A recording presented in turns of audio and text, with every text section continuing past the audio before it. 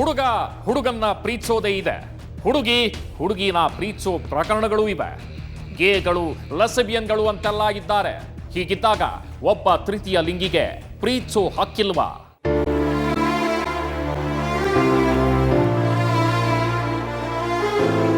ಮಂಗಳಮುಖಿಯರಂದು ನಮ್ಗೇನು ಬೆಲೆ.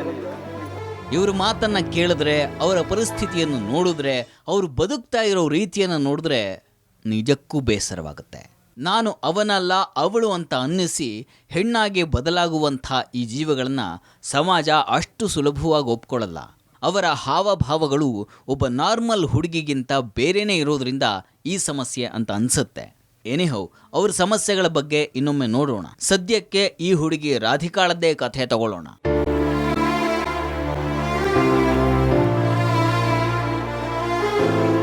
ಇವಳು ಕೊಪ್ಪಳದ ಕೊಟಗೇರಿಯವಳು.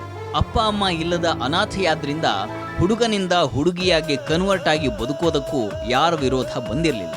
ಹಾಗೆ ಬದಲಾಗಿ ರೈಲ್ವೆ ಸ್ಟೇಷನ್ನಲ್ಲಿ ಭಿಕ್ಷೆ ಬೇಡ್ತಾ ಇದ್ದವಳನ್ನ ಅಲ್ಲೇ ಕ್ಯಾಂಟೀನಲ್ಲಿ ಕೆಲಸ ಮಾಡ್ಕೊಂಡಿದ್ದಂಥ ಹುಡುಗ ಶಿವು 2 ವರ್ಷಗಳಿಂದ ನೋಡಿದ್ದ, ಪ್ರೀತಿಸಿದ್ದ. ಕೊನೆಗೆ ವರ್ಷದ ಹಿಂದೆ ಪ್ರೀತಿಯ ನಿವೇದನೆಯನ್ನೂ ಮಾಡಿಬಿಟ್ಟ.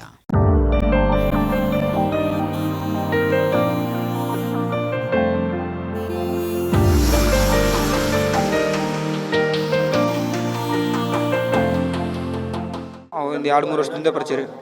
2-3 ವರ್ಷದಿಂದ ಪರಿಚಯ ರೀ. ಏನಾಗಿಲ್ಲ ರೀ, ಮದುವೆ ಆಗೈತೆ ರೀ. 3 ದಿನ ಆಯ್ತು, ಮಂಗಳವಾರ ಆಗೈತೆ ರೀ ಮನ್ಯಾಗ. ಅವ್ರ ಹೆಸರು ರಾಧಿಕಾ. ನಾನು ಕ್ಯಾಂಟೀನಾಗ ಕೆಲಸ ಮಾಡ್ತೀನಿ ರೀ. ಒಂದು 2 ವರ್ಷದಿಂದ ಹೋಗ್ತಾರೆ.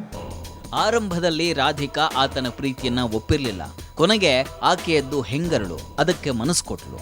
ನಂತರ ಶಿವು ಮದುವೆ ಮಾಡ್ಕೊಳ್ಳೋಣ ಅಂದ. ಅದಕ್ಕಾಗಿ ಮನೆಯಲ್ಲಿ ಒಪ್ಪಲ್ಲ, ಒಪ್ಪಿದ್ರೆ ಆಗೋಣ ಅಂದಿದ್ಲಂತೆ. ಆದರೆ ಶಿವು ಬಿಟ್ಟಿಲ್ಲ. ಕೊನೆಗೆ ರಾಧಿಕಾ ಆಕೆಯ ಸಮುದಾಯದವರನ್ನ ಕೇಳಿ ಮದುವೆ ನಿರ್ಧಾರ ಮಾಡಿದ್ಲು.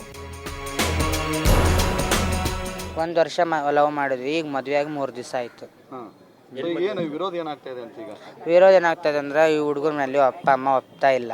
ನೀನು ಅವ್ರಿಗೆಂತ ಇಂಥ ಮದುವೆ ಆಗಿದೆಯಾ, ನಾಳೆ ನಮ್ಮ ಜೀವನ ಏನು ಅಂತ ಈ ಹುಡುಗನ ಮೇಲೆ ಇದು ಮಾಡ್ತಾಯಿದ್ದಾರೆ. ನಮ್ಮ ಮನೇಲಿ ನಂಗೆ ಅಪ್ಪ ಅಮ್ಮ ಯಾರೂ ಇಲ್ಲ. ನನಗೆ ಅಪ್ಪ ಅಮ್ಮ ಇಲ್ಲ. ನಮ್ಮವರೇ ನಾವು ಅಮ್ಮ ಅಪ್ಪ ಅಜ್ಜಿ ಅಂತ ಅಂದ್ಕೊತೀವಿ. ಅವರೆಲ್ಲ ಒಪ್ಕೊಂಡು ಅವ್ರಿಗೆ ಕೇಳಿ ಮದುವೆ ಆಗಿದ್ದೀವಿ. ಈ ಮದುವೆ ಆಗಿ 3 ದಿನ ಕಳೆದಿದೆ. ಗಂಡ ಹೆಂಡತಿ ಥರ ಹೊಸ ಜೋಡಿ ಮನೆಯಲ್ಲಿದ್ದಾರೆ. ಆಗ್ಲೇ ಹುಡುಕೊಂಡು ಬಂದಂಥ ಶಿವು ಕಡೆಯವರು ಅಲ್ಲಿದ್ದವರಿಗೆಲ್ಲ ಚೆನ್ನಾಗಿ ಥಳಿಸಿ ಆತನನ್ನ ಎಳ್ಕೊಂಡು ಹೊರಟಿದ್ದಾರೆ. ಆಗ ಈ ಮಂಗಳಮುಖಿಯರು ಭಯದಲ್ಲಿ ಸ್ಟೇಷನ್ಗೆ ಓಡ್ ಬಂದಿದ್ದಾರೆ. ನಾವು ಮಂಗಳಮುಖಿ ಆಗಿದ್ದೇ ತಪ್ಪ ಅಂತ ನೋವಿನಲ್ಲಿ ಕೇಳ್ತಾ ಇದ್ದಾರೆ. ಜನ ದೃಷ್ಟಿಯಲ್ಲಿ ಕೆಟ್ಟರಾಗ್ಬಿಟ್ಟಿದ್ದೀವಿ. ಇವಾಗ ಇನ್ನೂ ಸ್ವಲ್ಪ ಈ ಥರ ಆದರೆ ನಮಗೆ ಜನ ಯಾವ ಥರ ನೋಡ್ಕೊಂಡು ನಾವು ಒಂದು ಹುಟ್ಟುತ್ತಾನೆ ಹೆಣ್ಣಿನ ಮನಸ್ಸಲ್ಲಿದ್ದ ನೋಡೋಕ್ಕೆ ದೇಹ ಗಂಡಿನ ಥರ ಇರ್ಬೋದು, ಮನಸ್ಸು ಮಾತ್ರ ಹೆಣ್ಣಿನ ಥರ ಬರ್ತೈತಿ. ನೋಡ್ತಾ ಹೆಣ್ಮಕ್ಳು ಹಂಗೆ ಆಗ್ಬೇಕಂತ ಆಸೆ ಹೊಟ್ಟು ಗಂಡು ಮಕ್ಳು ಹಂಗೆ ಪ್ಯಾಷನ್ ಮಾಡಬೇಕು, ಆ ತಟ್ಟಿದ ಇದು ಹೆಣ್ಮಕ್ಳು ಡ್ರೆಸ್ ಉಟ್ಕೋಬೇಕು, ಹೆಣ್ಮಕ್ಳ ಥರ ಪ್ಯಾಷನ್ ಮಾಡಬೇಕು ಅಂತ ಮನಸ್ಸಿನಲ್ಲಿ ಬರ್ತೈತಿ. ಆವಾಗ ನಾನು ಈಟಿದ್ದ ಹಿಡ್ದು ಇಷ್ಟ ಹತ್ರ 19 ಈಗ ಎಷ್ಟು 8 ವರ್ಷಲಿದ್ದ ಹಿಡ್ದು 19 ವರ್ಷ ಆದರೂ ಕೂಡ ನನಗೆ ಹೆಣ್ಣಿನ ಭಾವನೆ ನಾನು ಒಂದು ಹೆಣ್ಣು ಅಂತ ತಿಳ್ಕೊಂಡು ನಾನು ಈ ಥರ ಮದುವೆ ಮಾಡ್ಕೊಂಡೆ. ಈಕೆಯ ಮನಸ್ಸು ಮೃದು ಅನ್ನೋದು ನನಗೂ ಗೊತ್ತಿದೆ. ಆ ಮನಸ್ಸನ್ನ ನೋಡೇ ನಾನು ಮದುವೆ ಆಗಿರೋದು, ಅವಳನ್ನ ಬಿಡಲ್ಲ ಅಂತ ಹೇಳ್ತಾನೆ ಶಿವು. ಬಿಡೋಕ್ಕಾಗಲ್ರಿ. ಆಗೈತೆ ಸರ್, ಆಗೈತೆ ಸರ್. 21 ಸರ್. ನಾನು ಪ್ರಪೋಸ್ ಮಾಡಿದೆ ಕನಿನಾಳ್ ಸರ್. ಕನಿನಾಳ್ ಮುಂದೆ ಹಾಕಿ ಮದುವೆ ಆಗ್ತೀನಿ ಸರ್. ಹಾಂ, ಇರ್ತೀನಿ ಸರ್. ನಮ್ಮ ಮನೆಯವ್ರು ನಮ್ಮ ತಂದೆ ತಾಯಿ ನೋಡ್ತೀನಿ ಸರ್. ನನ್ನ ಹತ್ರ ಬಂದರೆ ಅವನಿಗೆ ಬಾಳ್ವೆ ಮಾಡೋದಕ್ಕೆ ಬಿಡಲ್ಲ ಅಂತಿದ್ದಾರೆ ಆತನ ಮನೆಯವರು. ಕರ್ಕೊಂಡು ಹೋಗ್ತೀವಿ ಸರ್.